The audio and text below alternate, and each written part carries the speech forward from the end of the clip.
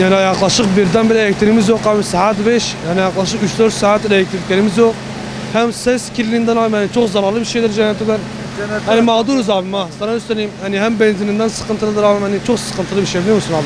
Hani derhal önce bu sorunu çözmesi gerekiyor abi, biliyorsun abi. Yani akşamları yapsa, bu işi halse daha iyidir. Gündüz vakti hem esnafı rahatsız ediyor, hani büyük ihtimal trafodandır abi. Hani bir türlü şu trafoyu yaptıramadılar abi ya. Hani haftanın bir günü yani 4-5 saat bu elektriklerimiz gidiyor abi. Yani çok şikayetçiyiz abi bu durumdan abi.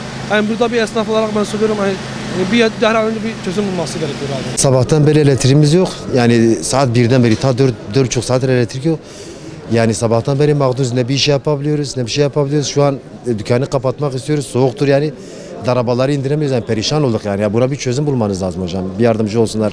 Yani yetkililerden yardım istiyoruz yani. Kışın sürekli oluyor yani. Sözde yeraltı elektrik döşediler, artık böyle bir sorun olmayacak.